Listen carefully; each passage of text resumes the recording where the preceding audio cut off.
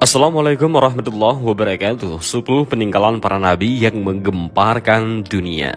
Para nabi dan rasul diutus di muka bumi untuk menyempurnakan akidah dan moral umat manusia. Namun kompilasi para nabi tersebut telah berlalu. Beberapa temuan yang ditemukan mengungkapkan para nabi meninggalkan jejak sejarah melalui barang-barang peninggalan mereka yang masih ada hingga saat ini. Lalu apa sajakah benda-benda peninggalan para nabi tersebut? Berikut 10 penemuan yang dipercaya merupakan peninggalan para nabi.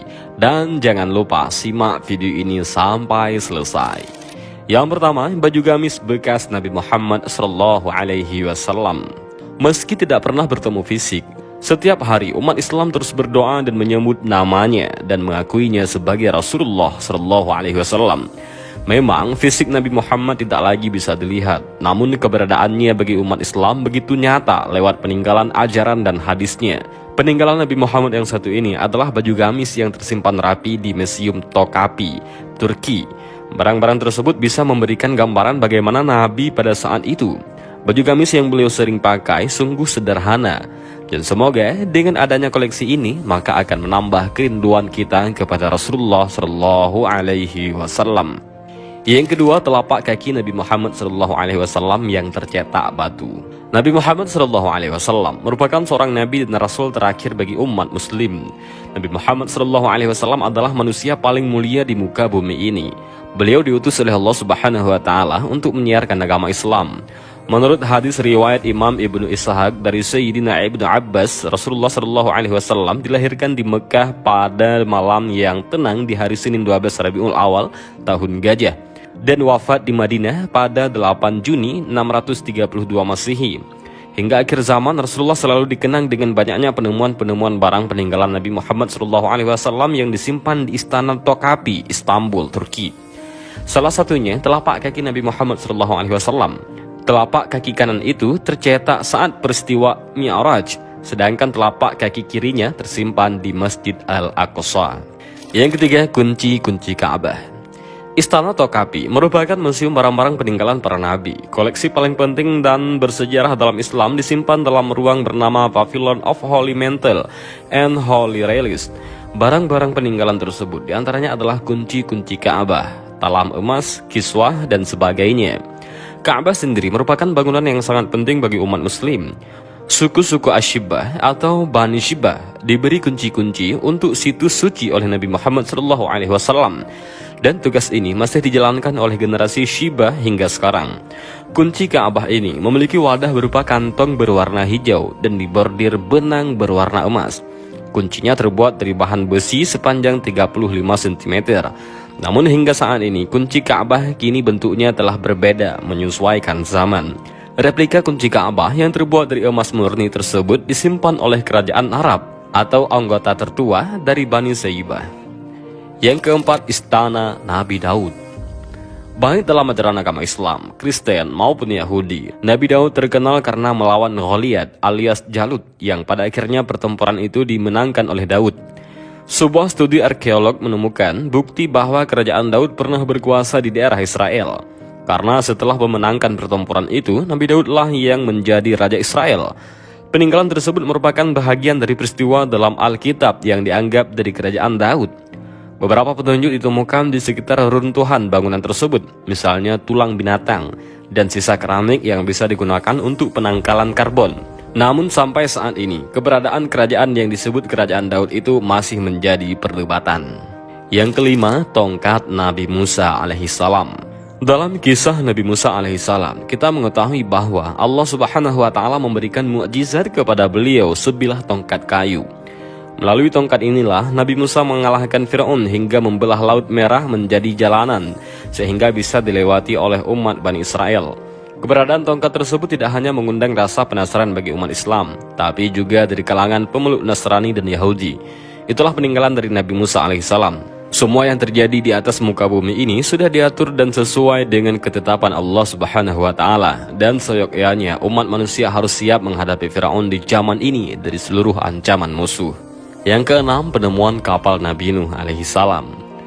Nabi Nuh dalam agama Islam adalah nabi ketiga sesudah Nabi Adam dan Nabi Idris, yang merupakan keturunan ke-9 dari Nabi Adam alaihissalam.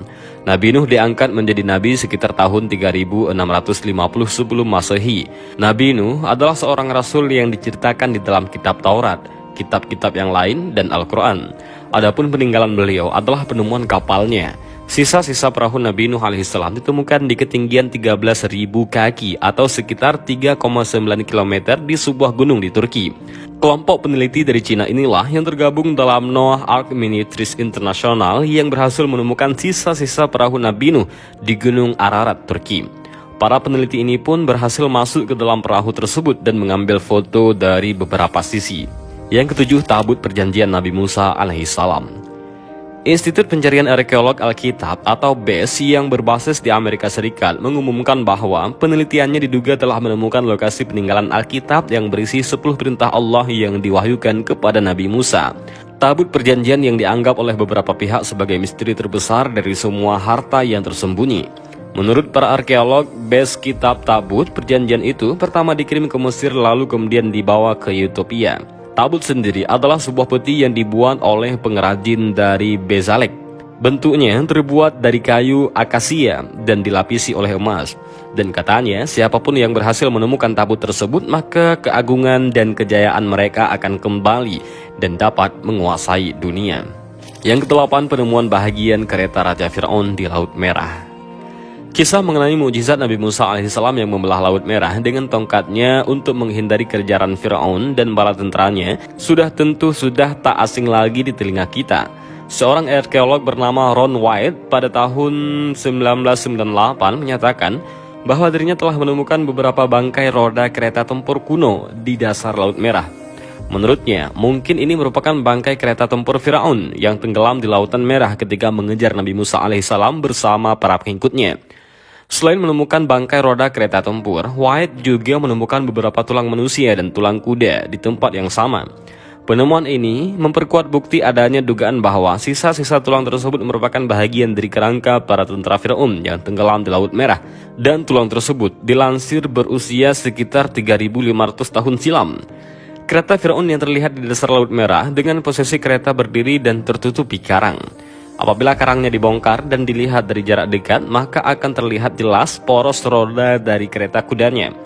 Benar-benar penemuan yang sangat bersejarah. Yang kesembilan adalah pedang Nabi Muhammad SAW. Kalau benda yang berupa pedang ini merupakan senjata yang sering digunakan oleh Nabi Muhammad SAW ketika melawan musuhnya di beberapa tempat. Yang paling populer adalah Perang Al-Matur. Pedang yang dimiliki beliau sebelum menerima wahyu pertama di Mekah, panjangnya sekitar 100 cm. Pegangannya terbuat dari emas berbentuk dua kepala ular. Ini merupakan pedang peninggalan beliau yang dimuseumkan di Museum Topkapi, Istanbul, Turki. Yang ke-10, Candi Borobudur peninggalan Nabi Sulaiman alaihissalam. Tapi benarkah ini? Ketika Anda mendengar kalimat barusan, Anda mungkin sedikit bingung. Apakah benar Nabi Sulaiman diturunkan di Indonesia? Penasaran kan? Jika kita melihat sejarah Candi Borobudur, dilansir merupakan peninggalan Nabi Sulaiman alaihissalam. Kiai Haji Fani Bahsyah, seorang matematikawan Islam, telah menemukan fakta sejarahnya. Kiai Haji Fahmi menyebutkan nama Nabi Sulaiman sendiri telah menunjukkan nama seperti seorang Jawa yang diawali oleh Su. Dari 25 nabi, hanya Nabi Sulaiman yang berawalan Su. Selain itu, negeri Sabak seperti yang disebut dalam Al-Quran ada di Indonesia, yakni Wonoboso. Bangunan yang tidak terselesaikan oleh para jin karena mengetahui Sulaiman wafat. Di Borobudur terdapat bangunan yang belum tuntas, tempat berkumpulnya Ratu Sabak dan masih banyak lagi. Tak banyak orang yang mempercayainya, tapi itu kembali kepada Anda masing-masing. Allahu a'lam bishawab, hanya ini yang dapat kami sampaikan. Mudah-mudahan video ini bermanfaat. Allahu a'lam bishawab. Assalamualaikum warahmatullahi wabarakatuh.